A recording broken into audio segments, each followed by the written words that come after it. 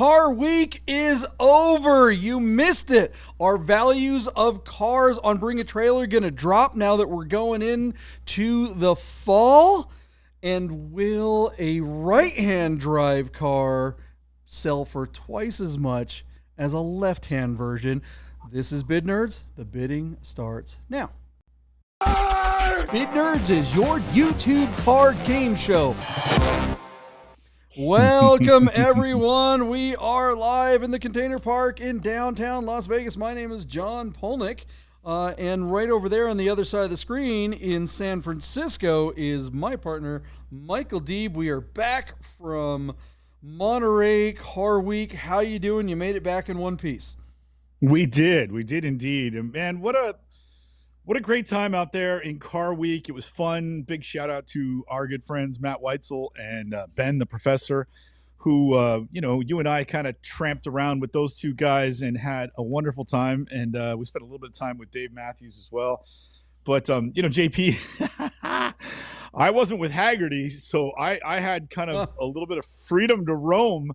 And, so it was just nice to spend some time. We set no alarms. We had no agenda, and we just thoroughly enjoyed ourselves. So that was a really, as the professor says, best car week ever, at least since the last 5 years. So thank you, JP. That was a lot of fun, man. What a great time. It's a bit of a come down to come home, like, oh, I got to do the podcast. It really is. Talk about a case of the Mondays on a Wednesday. Welcome, everyone. If you're joining us, you didn't get to go to Monterey Car Week. We missed you there, but thanks for hanging out with us here. It's like Car Week every week, twice a week here on Bid Nerds. We're on twice a week, right? Wednesday night and Sunday night at 6:30. So thanks for being a part of that with us. If you are watching this live and you're new to the show, make sure you introduce yourself in the live chat. We call it the Nerd Herd. That's where you're going to meet lots of great friends for life.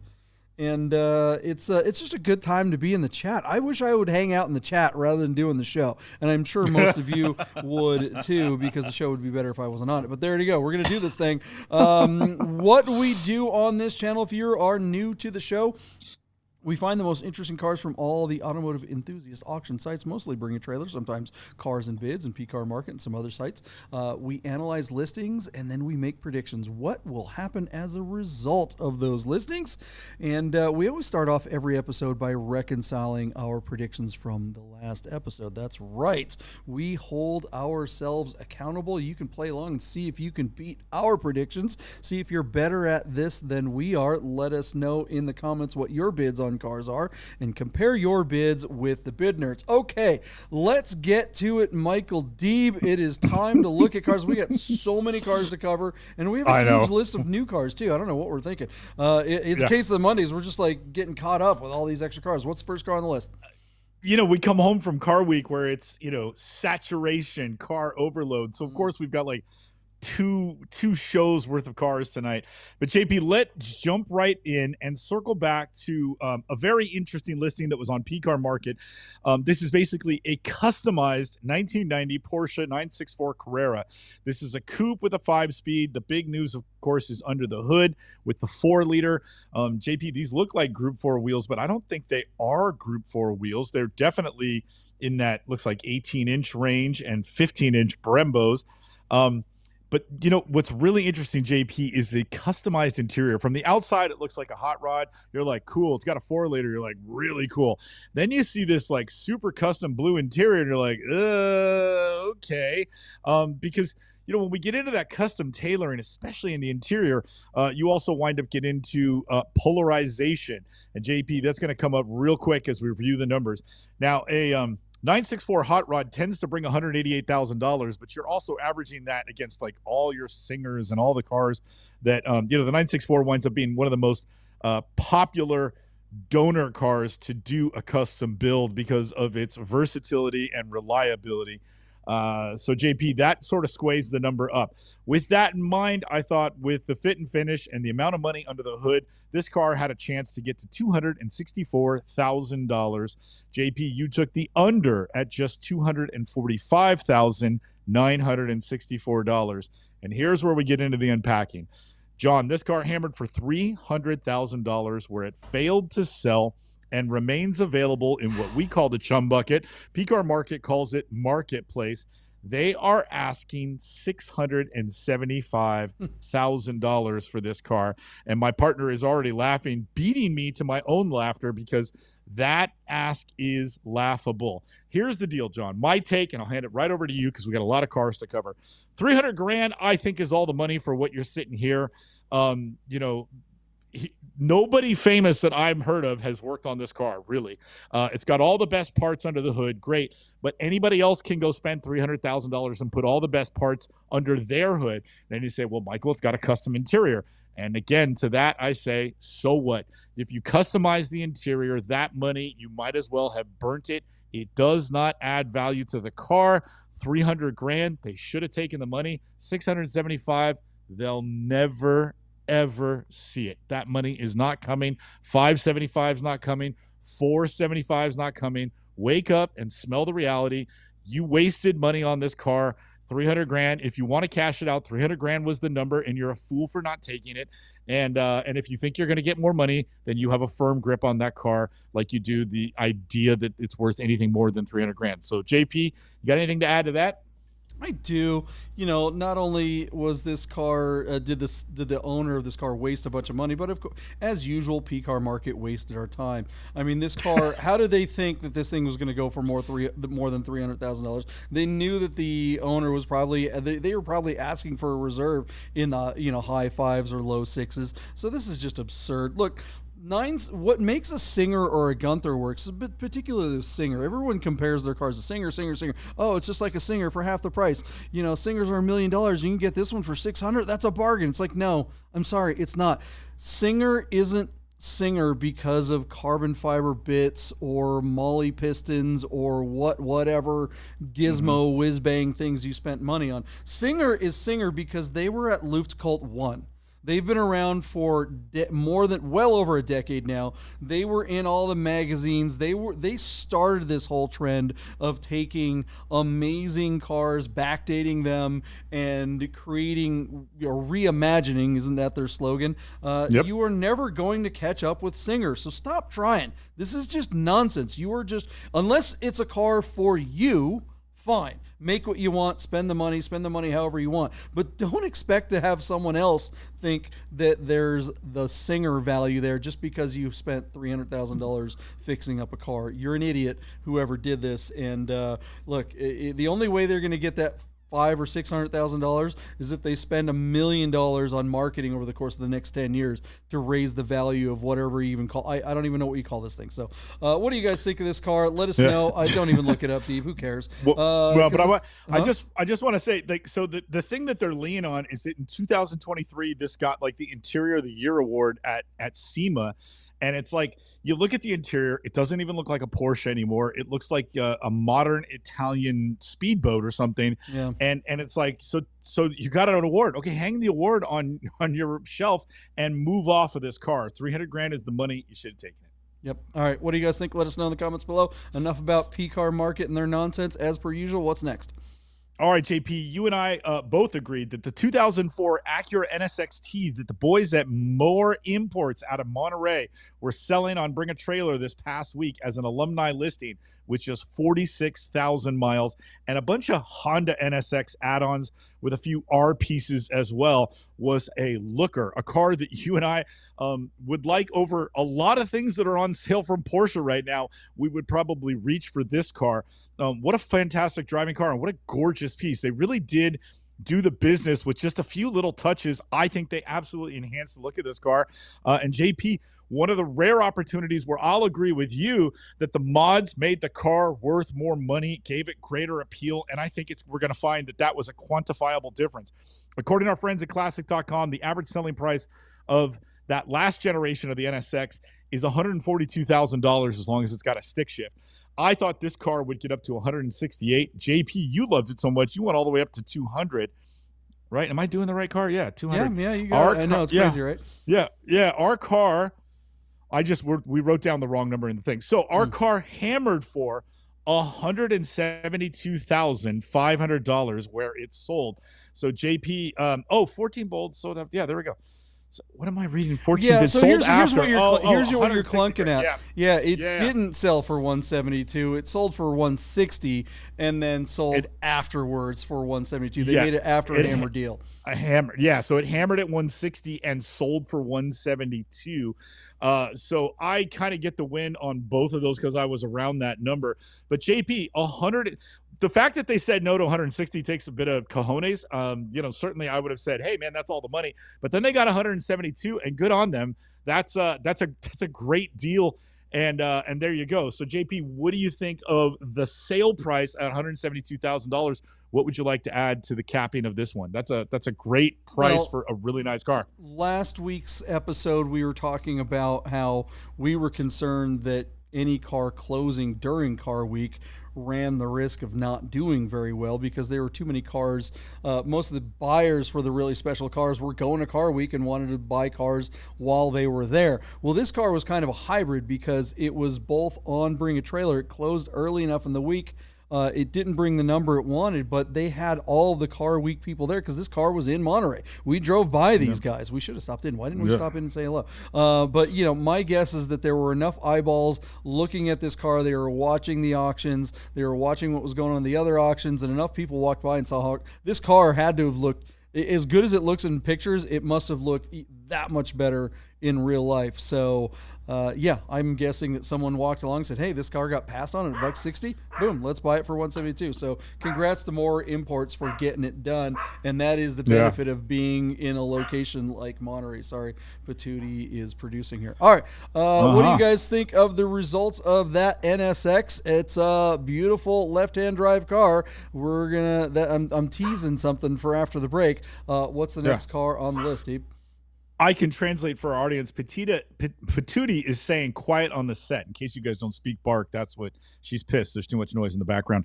JP, we took a quick peek at a Euro 1990 Volkswagen Golf GTI 16 valve that found its way to Bring a Trailer out of Stratham, New Hampshire. Our car with a ZZZ European VIN showing 203,000 kilometers, which is about 126,000 miles. Looks pretty fancy in that sort of blue-green metallic paint. JP, you and I are both big fans of the Mark II. This one has a 1.8-liter 16 valve with a 5-speed manual transmission. And I think you and I both sort of lamented that it had kind of the older interior, not the slightly younger fuzzy Recaros that would have sort of capped this car off for me. But still, a gorgeous car in a paint scheme that you and I both wondered aloud if this color was ever offered in the United States. I think it was, but you don't remember seeing it. And you know Volkswagen's better than I do, so I'd love it if somebody in the Nerd Herd would let us know if they recognize this color as having ever been available stateside. JP, our friends at Classic.com, tell us that the GTI, the Mark II GTI 16 valve typically brings only $15,000 in the secondary market. I really like this car, JP. I went $28,800 because, again, we just don't see nice stock Volkswagens on these listings often enough. You were way more bearish on this one. $22,016 was your bid, and JP, you just missed a Yahtzee. Did you see that? Yeah. $22,500 was our hammer. JP missing a Yahtzee by like $484. The car sold on 28 bids. Hey man, fair price for a Euro car.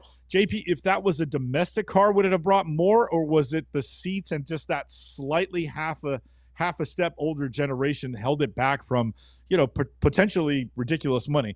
What do you think? Because the car looks really clean. Yeah, it's I'm not surprised. A generation. It's not the interior in this thing isn't a generational thing.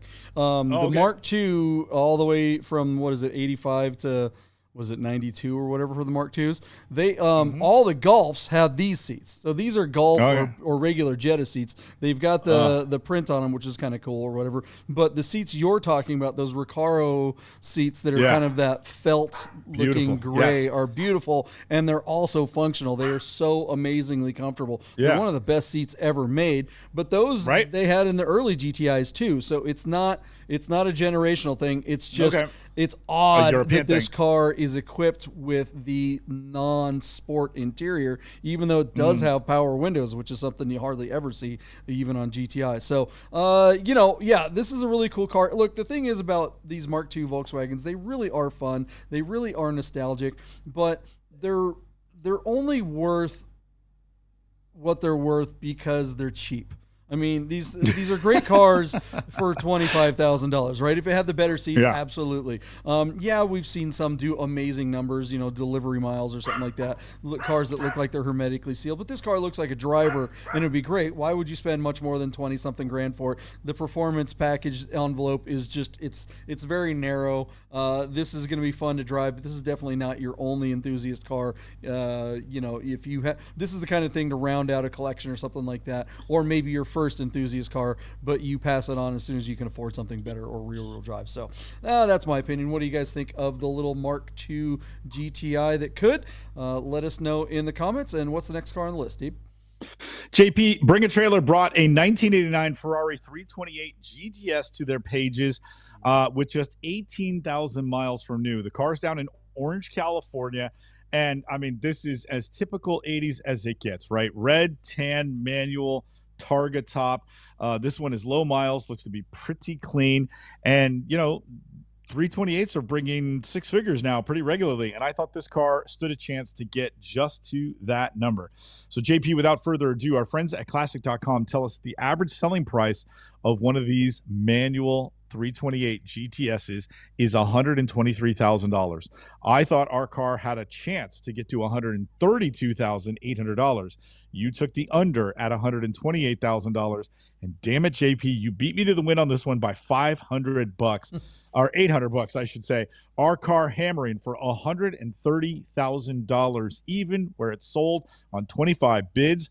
Listen, these are good assets for a nice car. That's a fair price, just above the average. That is a listing well done. Again, these aren't spectacular photos, but that is, for professional, it's like the lowest level of professional work, and it really did the job here. What do you make of this, JP? That's there you go, gold star, well done. Well, I mean, look, you and I rolled into Monterey Car Week. We were in your, wicked cool 996 Turbo, and what was the first thing we saw as we were pulling into the Baja Cantina? We got behind a gorgeous black on black Ferrari Testarossa. Oof. And it was just achingly gorgeous. And look, we had passed, I don't know how many Bugattis at that point, or, McLarens or whatever, hypercar, even Paganis and stuff like that.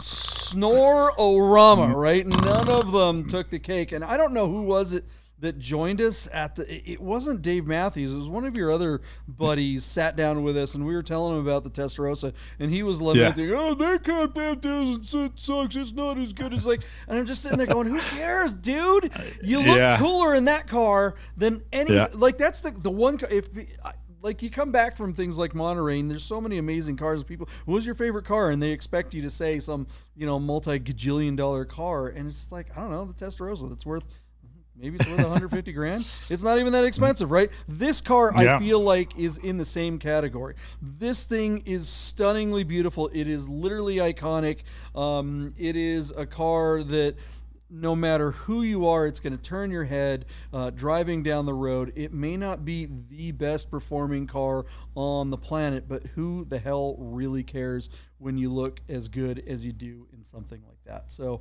it's a joy to drive because it has 3 pedals and it has that V8 in the back from, Ferrari making all that noise. Come on, who doesn't want to be experiencing that in a place like this where they're filming it, obviously someplace in SoCal? Just looks gorgeous. I don't know. What do you guys think of the results of this 328? I think that number makes sense. I'm surprised. Honestly, I think the only reason why I didn't bring more money is because it was Car Week last week, and I think these are definitely coming up. Ones that are in condition like this one that look as good as this are going to continue to rise in value. And I think it'll be interesting to juxtapose a couple of the cars after this. So let's move on. What's the next car on this? One interesting side note there, JP, if that car was a GTB, it would have brought like 30 grand more. Isn't that funny? Yeah. They made way more Targa Spiders than they did the coupes, so the coupes bring a big premium. For sure. Let's move on. Let's change the order a little bit. Let's move on to Chris's car first, and then we'll get to your Okay. car. Okay, so Chris Carbine was selling a 2008 Lamborghini Gallardo on behalf of one of his clients down there in New Orleans. Beautiful assets, Chris. Way to go. This car, of course, JP, is a featured listing on Cars and Bids. Doug DeMiro and Dan Harmon and his team really sort of rolling out the red carpet for Chris's cars. JP, here we go. 18,000 miles on an early Gallardo. So it's a naturally aspirated V10 that makes about 500 horsepower. This has the E-gear, which is an automatic, but it's a single clutch. It's a teeny bit herky-jerky. Certainly the gated manuals that were also on offer today in the secondary market bring more than a 50, I'd say, JP, close to 60 or 70% premium over these ear gear equipped cars. But JP, this car looked really clean. You had commented very favorably that the yellow paint on this actually enhances, let's call it, the Lamborghini experience. The guy who's shopping for this one of these types of cars wants the bright colorway. And so in this instance, yellow doesn't hurt the resale value. It probably enhances it. That was the take that you made. And I don't dismiss that at all. And I thought that the low miles and the great assets and a reputable seller, I really believe this car had a chance to get into the six-figure range. John, Classic.com tells us that Gallardos in the secondary market bring $97,000. I thought Chris's car would get to $123,000. You took the under at $120,000. JP, our car hammered for only $94,000, but that was enough, just enough, to make Chris and his client happy. The car sold there for 38 bids. JP, we have to ask. We love Chris, and we're not ribbing him, and we really appreciate the work that they're doing at Cars and Bids. Would this car have brought more money on a different platform? I have to ask. What do you think? Because these are good assets. It's a nice car. Is that it? 94 is all the money? I think that's it. Maybe a few grand more. I don't know. What a value. I know. I think it's a bargain, right? Keith Paris, he's the buyer. He's hanging out in the nerd herd. Everybody say hello to Keith and congratulate him on this gorgeous way to go, Keith. Little Lamborghini. I just think... Keith, if you drive that car to Vegas next month, I promise you JP will give you your own putting green to park it on, okay? That's an offer. Bring it to AutoFest. AutoFest, September 13th. At Red Rock Casino, there is a piece of golf course waiting for you in your car, Chris. Bring it to Vegas, buddy. Let's meet you. For sure. I think, look, this car is a fantastic car. Like I've said in the past, I've owned, R8s with this basically the same transmission. I actually kind of like the E-gear single clutch thing, but it doesn't, like, the reason why I wanted to go with this car right after we talked about the Ferrari is, the Ferrari went for $40,000-$50,000 more. Yep. And I think the reason is just because this has 3 pedals and this is more romantic. This car, the Lamborghini, has way better performance, is much more whiz-bang, and is definitely gives you that Lamborghini fizz, but it's not classic. It just doesn't have that classic fizz. It doesn't have that iconic fizz that the 328 has. And I think these cars, let's see what happens to the Gallardos in the future. Let's revisit this in 20 years and see if this car has that same kind of feeling as the Ferrari. I mean, the fact is the Ferrari will always have 3 pedals and this one will always have 2. So that's always going to hold this particular car back. But this Lambo kind of lives somewhere in the middle with having that computer actuated manual transmission. What do you guys think of the results of this Gallardo, and which one would you rather have? Would you rather have the Lamborghini, or would you rather pay an extra 40 grand for a third pedal on a much older, much slower car? Let us know what you would prefer. We know what Keith chose, and he's going to be loving it, I'm sure. What's the next car on the list, Michael Deeb? This one's close to your heart, I'm sure. Or C, you get the Lamborghini with the third pedal and you pay another 40 grand. You get about a $180,000 car. I think that should be one of the choices for those that have the money. That might be the solution. All right, JP, one last car to cover, and this was my listing for my client. We ran a 1983 Porsche 911 SC Cabriolet, no reserve, on Bring a Trailer in the run up to essentially, we made this car go live during Car Week and close earlier today. Our car showing just 19,500 miles. The 1983 was the first year that the Cabriolet hit the G body. It was the only year that it was available as an SC. And JP, the car looked really beautiful in slate blue metallic with a full blue leather interior. The car came from the factory equipped with both sports seats and a limited slip differential. Under current ownership, the owner spared no expense in dropping the motor and changing the head studs. They also refreshed the AC, something I had to clarify earlier this morning for one of our bidders. So a big shout out to everybody that bid on the car. John, I recused myself from bidding. However, our friends at classic.com that say that the average selling price of an SC cab is only $49,000. JP, with everything that I mentioned about this car's rarity, low miles, and excellent condition, plus all the recent service, let's not forget the fantastic photos that Kev, the photographer, shot for us out at the Headlands. JP, you were all in at $79,110, going against the herd that was all over the board.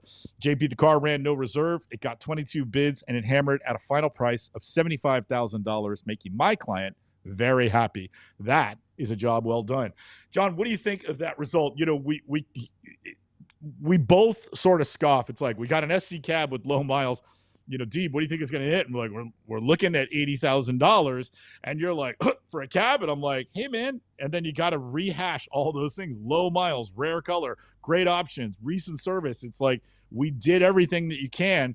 Is it possible? You know, could a car like this even flirt with six figures? And I think we both sort of, you know, you temper that excitement, and then you have to swallow the, like, dude, SC cabs used to be $30,000 on the nose all day long, but this one is going to bring something in the 70s, and it did.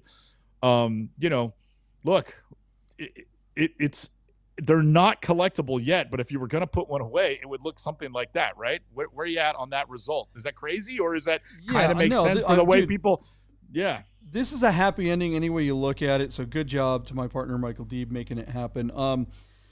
Look, part of why this thing did well too was the fact that the seller was working with a professional, i.e. my partner. Look, we mention it on the show all the time, bidnerds.biz, a happy ending for every auction. We do provide this service for folks who do not want to navigate the online auction ecosystem. We have been around it for years, and we can help you smoothly go through that process and get a happy ending for yourself. This particular car did well because not just all the things that my partner listed, but really why it ultimately did so well was the fact that my partner understood the platform. There's a word called optimization that a lot of people use in tech, right? You know, you've heard of search engine optimization or platform optimization. Understanding the platforms, understanding the bring a trailer platform, the auction platform versus cars and bids versus P-Car Market versus live auctions, all those things. Understanding how the platforms work and how the audience interacts with listings is of the utmost importance, because there's so many parts of this process that really are you have to be strategic about. You know, Michael, you offered this car, you got this car from your client, you got all the assets, and you deliver the assets and the information to Bring a Trailer, and you ask for a reserve price.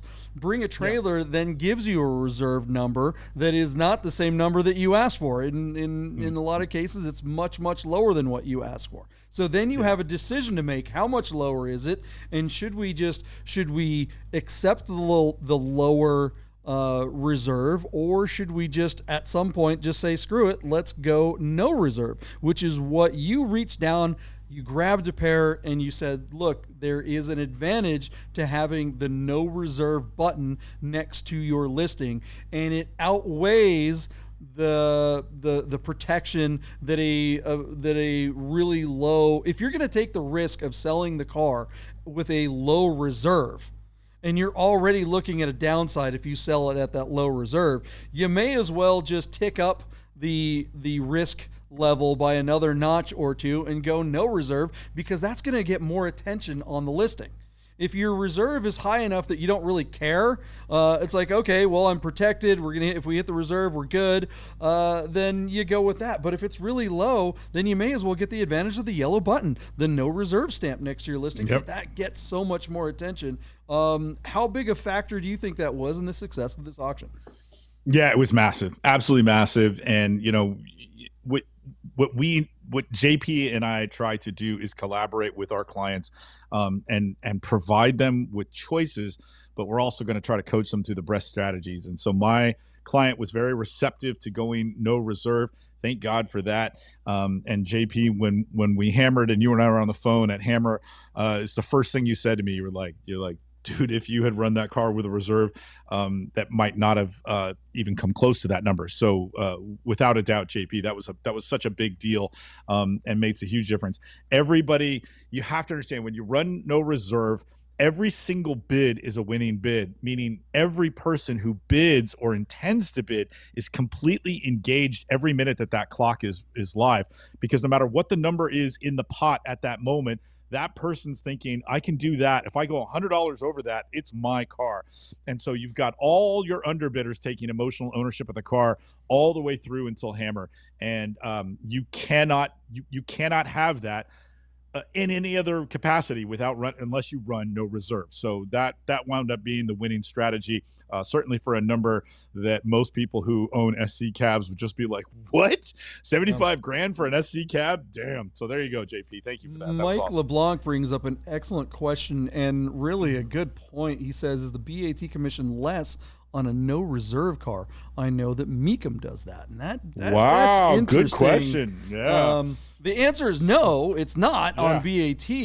But should it be? Let us know what you guys think. Would that encourage more people to go no reserve? And would that be a benefit to BAT? Should they do that? Or is that another opportunity for Cars and Bids who's looking for a way to differentiate themselves and offer more value to new potential listers? Let us know in the comments. I see what you did Great there, question, JP. Mike. That's very good. Yeah. Calling out our friends at Cars and Bids, like, here's a bullet for your itinerary. You can have that one for free from the Bid Nerds. There you go. We can fix all your problems over there. All right, guys, stick around. We will be back with predictions right after this. Don't go anywhere. We'll be right back.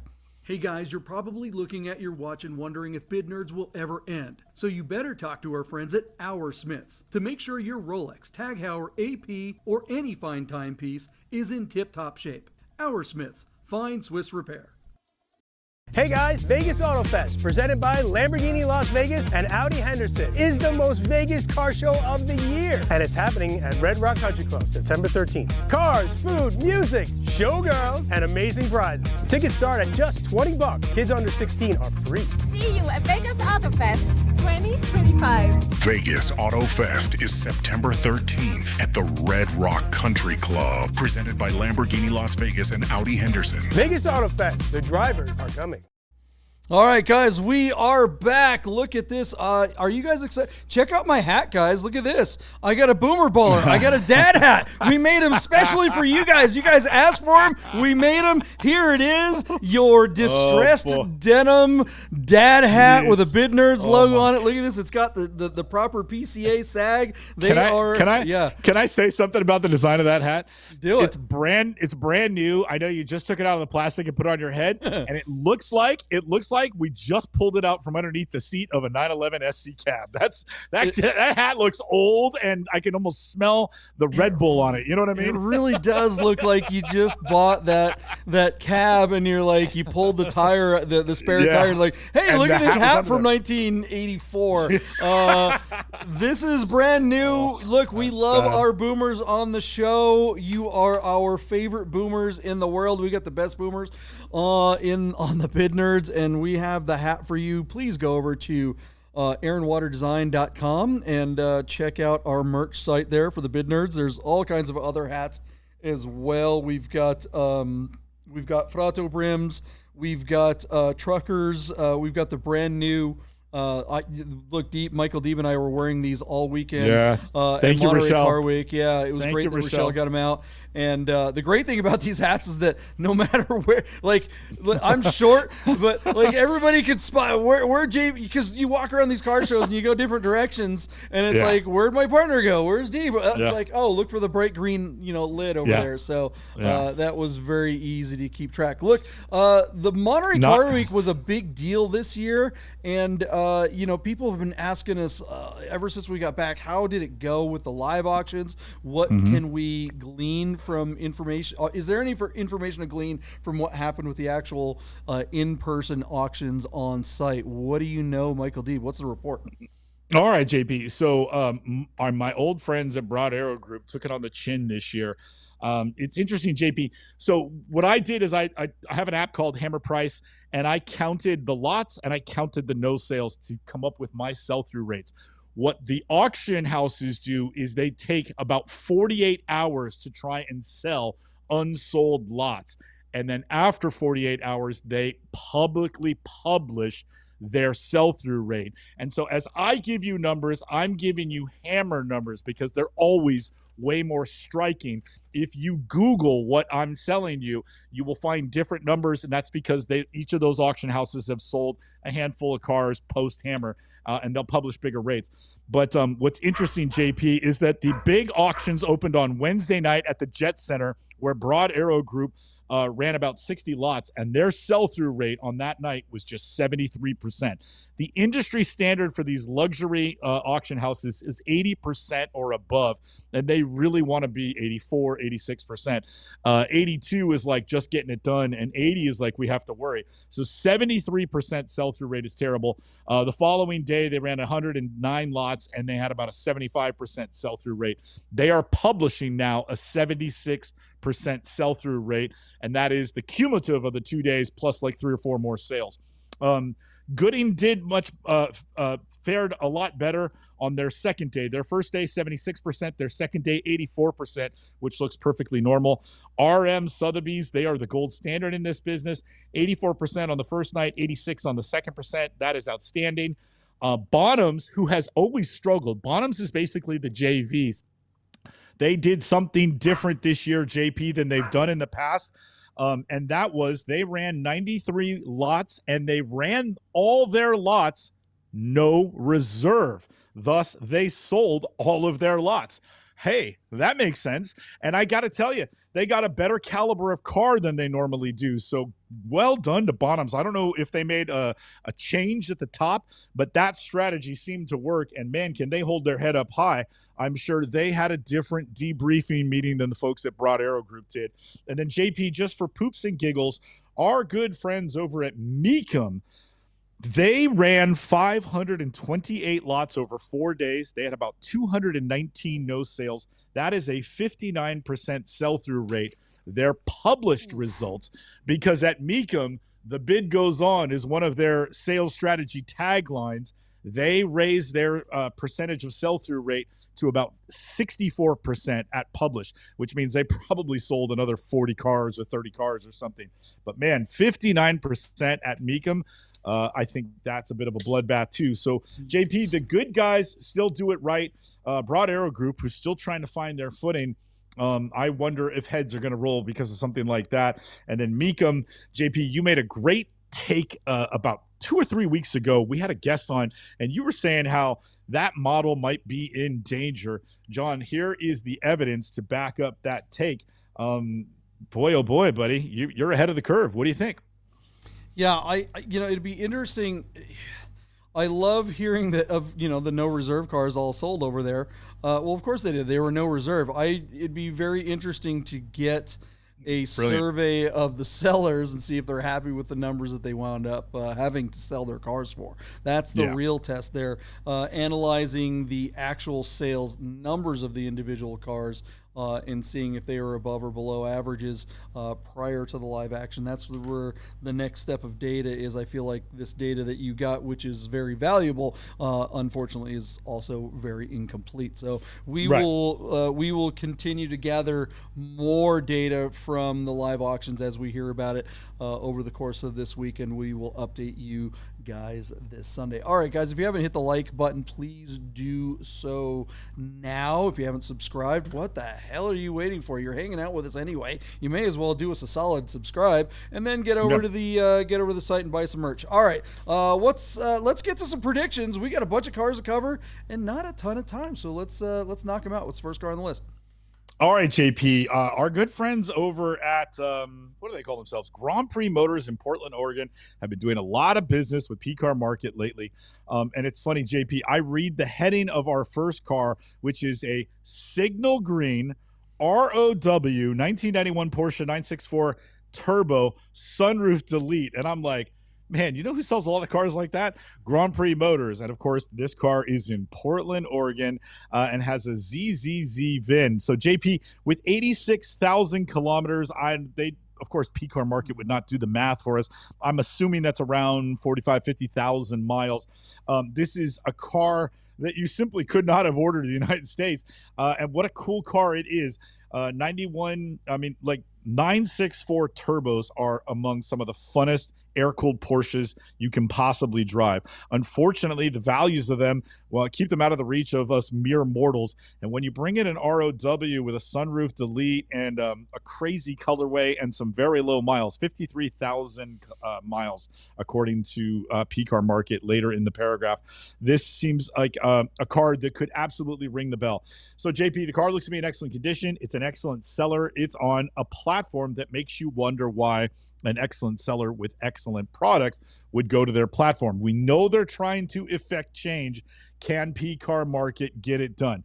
Because, JP, when we look at the numbers, our friends at Classic.com tell us the average selling price of a 964 Turbo is only $203,000.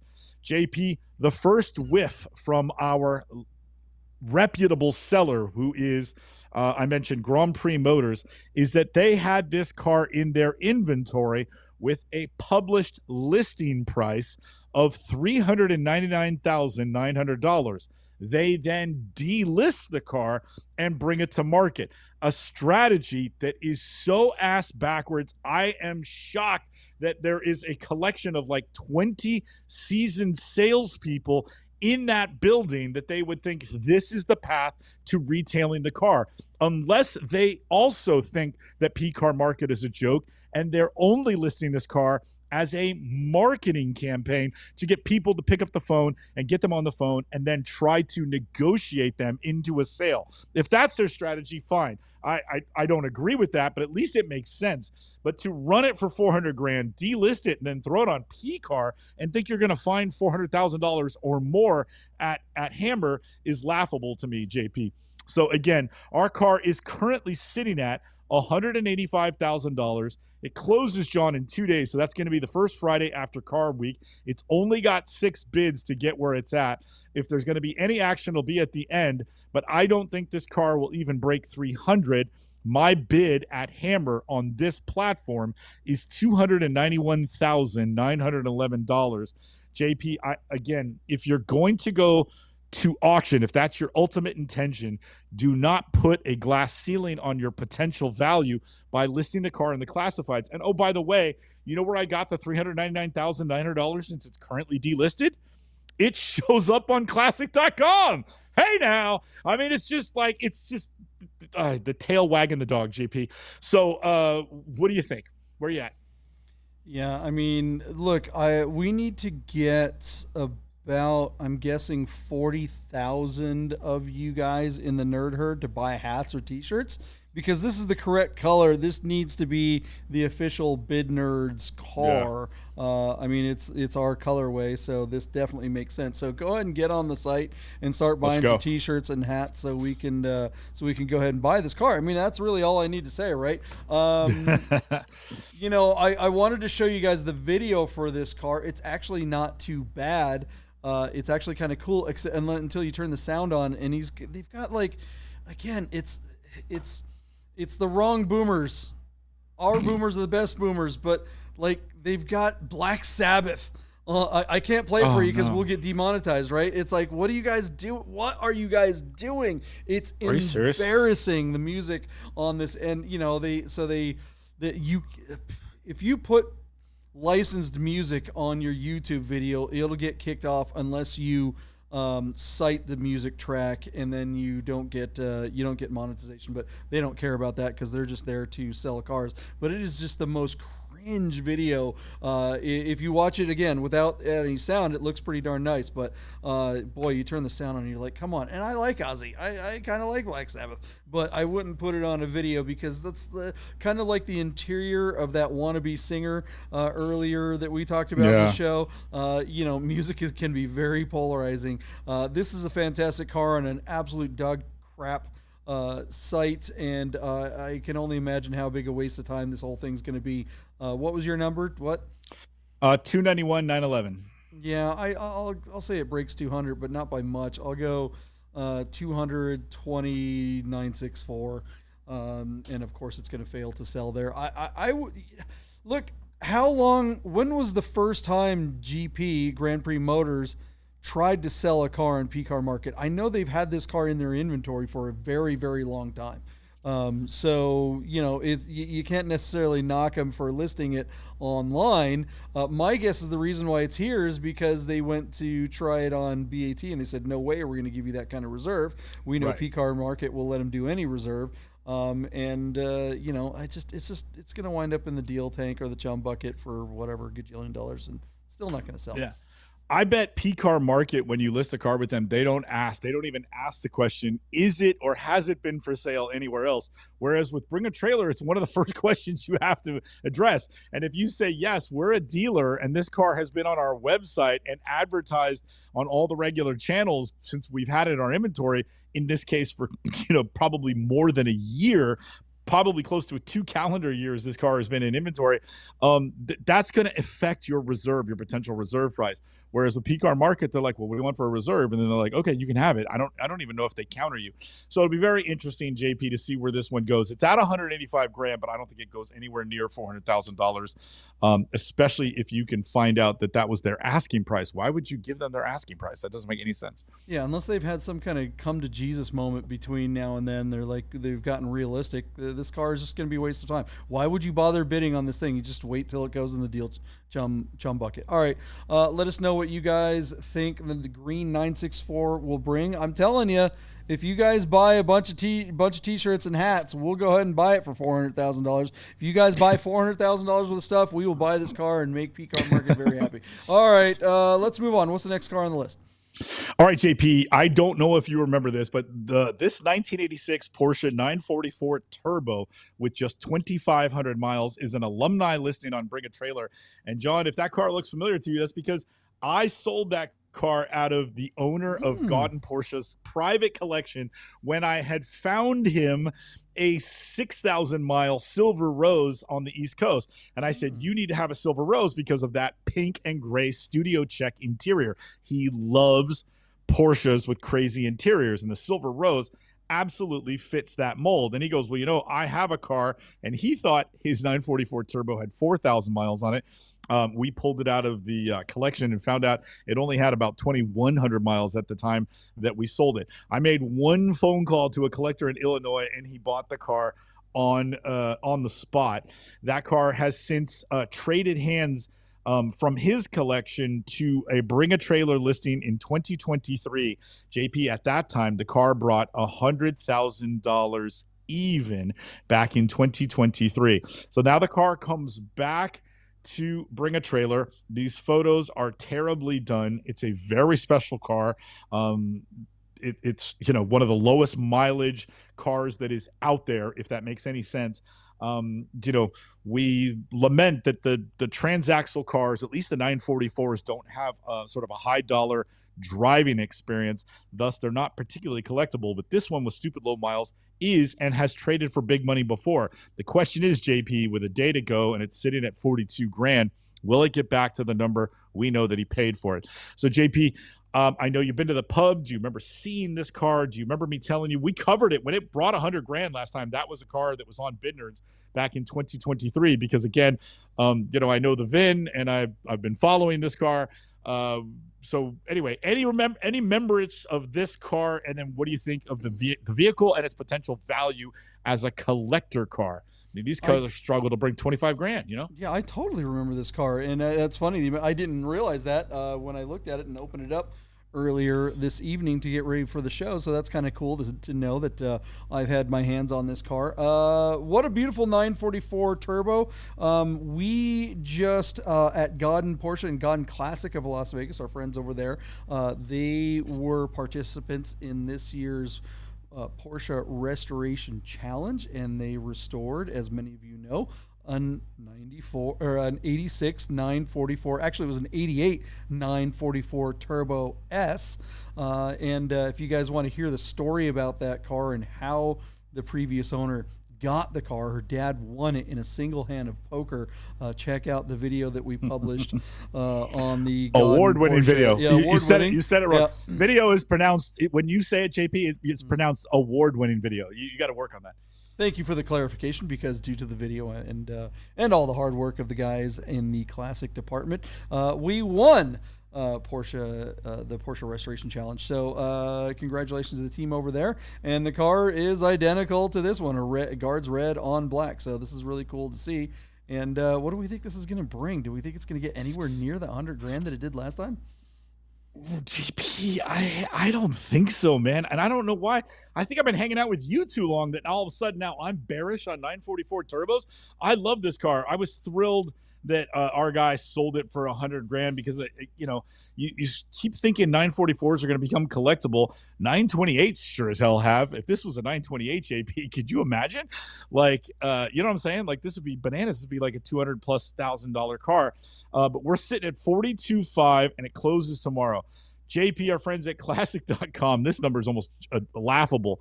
Classic.com tell us that sort of early 86 944 turbo is a $26,000 conversation on average in the secondary market. This car brought $100,000 2 summers ago, but JP, it is a different world today.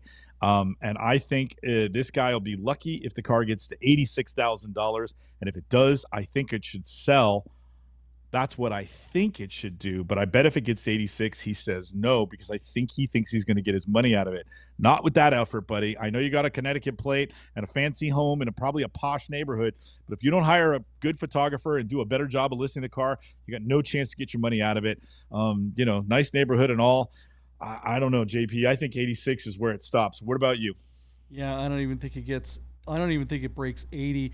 You're 100% correct that the effort here is so mid. This guy, look, if you want to get hops, if you want to get $100,000 for a transaxle car, step one is to get me to click on the ad. And this doesn't do it. If I'm scanning through hundreds of other ads on any given day on Bring a Trailer, I'm not even glancing at this one because it just looks like a run-of-the-mill 944 turbo. It looks like, I can't tell. The photography is so poor that I can't tell if this car needs a paint correction or if it's just overexposed, because it just looks terrible. It looks freaking awful in these ads. These photos aren't just not doing the car justice, they're actually diminishing the value of the car. This is the Hippocratic oath for doctors is to first do no harm. The same is the case should be the case for photographers who are trying and salespeople who are trying to sell their car. These photographers need to take their own Hippocratic oath and first do no harm. You're hurting this car's health, and it's causing me health problems here. That's one of the funniest things I've ever heard you say. I've said it all the time about car sales. Yeah.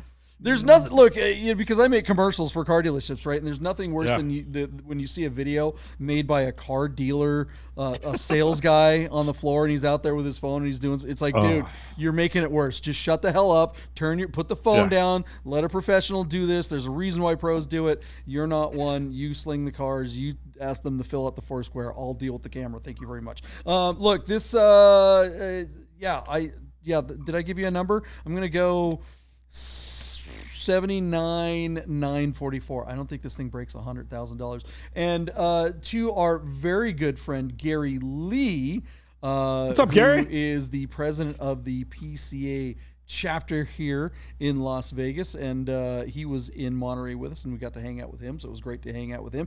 Great guy, but he's being a little persnickety. He's showing his PCA card here, Gary. He's making it very specific. He's like, the car was this, like, I gotta say this in like PCA voice. The car was actually in the preservation class. It wasn't the restoration. Yes, we know, Gary, but the whole challenge is called Porsche Restoration Challenge. And yes, there are categories below that. There are preservation, restoration, and individualization. The 944 Turbo S that Godden Classic restored was in the preservation class. So they preserved the car. So you are technically correct, and you get a sticker next time I see you. I will. Ooh, sick burn. One for Gary. I've got Gary. Gary got owns. I've got a sticker Gary is for JP's you, Gary. daddy. Yeah.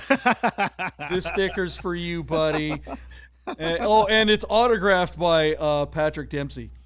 There you go. Little fun joke for you. Okay, guys, let's move on. What's the next car on the list? Just having fun with you. All right, JP, right-hand drive or left-hand drive, you decide. We covered a car leading into Car Week that was listed on Bring a Trailer by More Imports, and it was a late model, I think a 2004 NSX with some R touches. But what we have here as a premium listing on Bring a Trailer right now is a 1995 Honda NSX-R. That is a car that was never sold in the United States. This, I think, is a Japanese domestic car and is right-hand drive. They made 483 of the first generation Type R's over a 3-year period.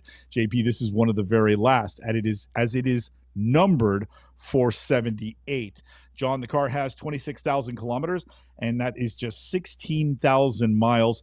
It does say true mileage unknown, but I think that's because the car originated overseas, and so I would not worry about it. The car looks to be look at this, JP. It looks like a brand new car.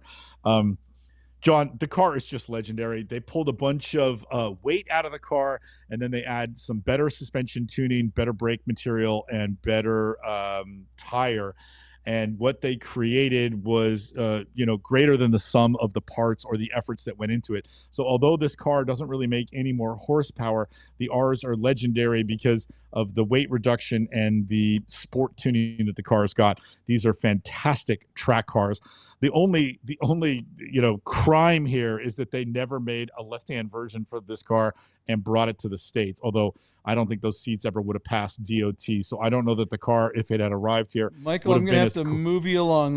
We've got very little time. So is this car, let's get to the prices. What do we think this is going to bring?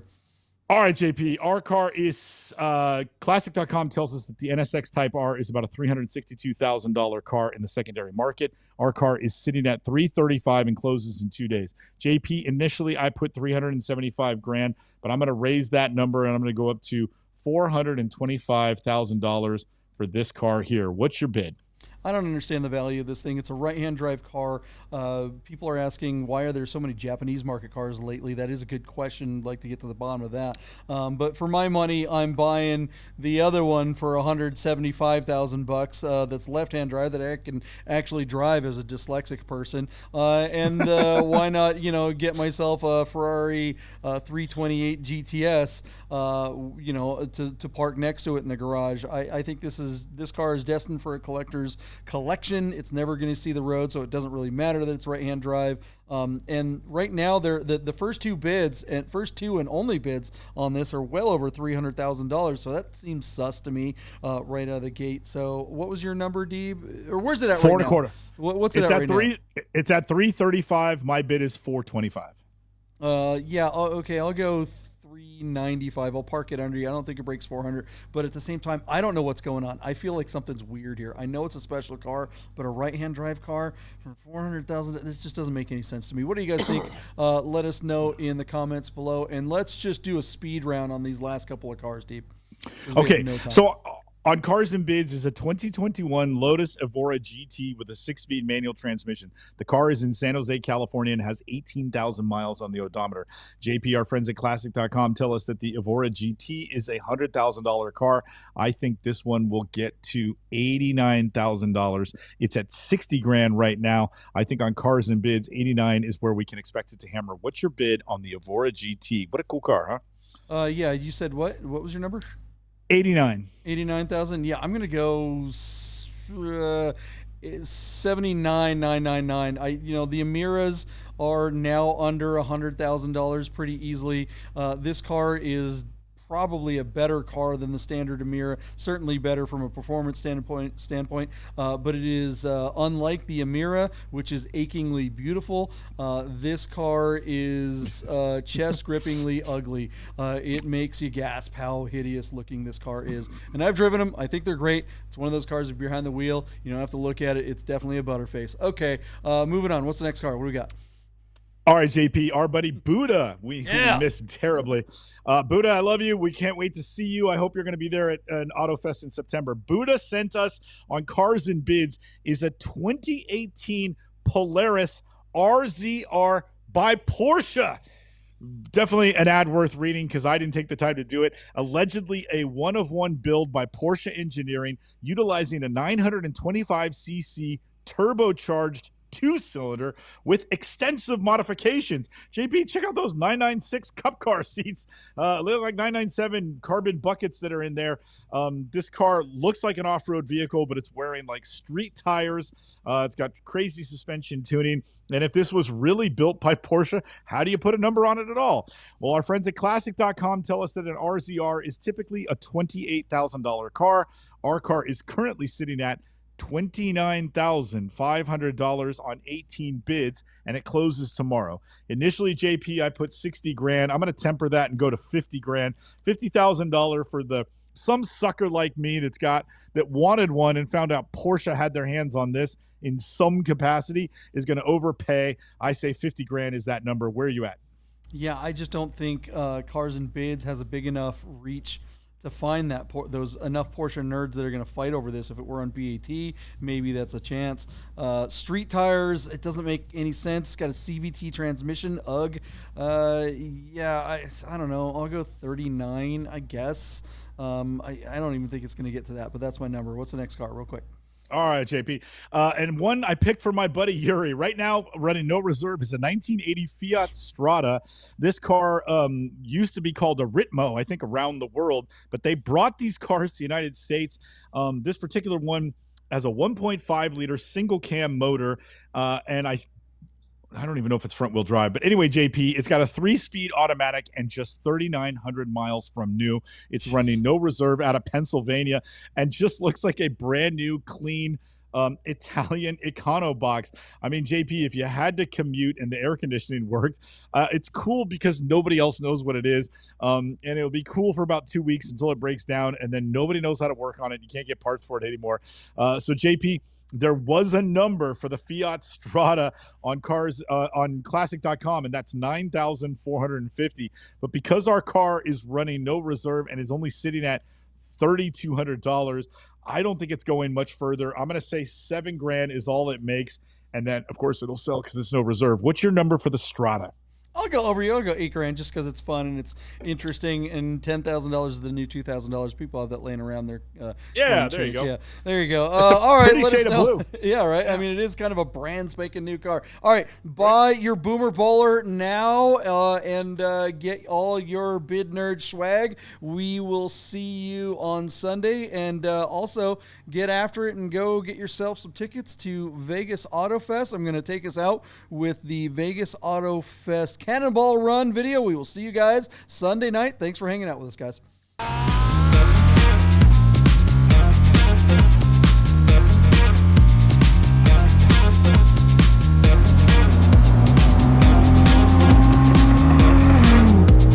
Vegas Auto Fest.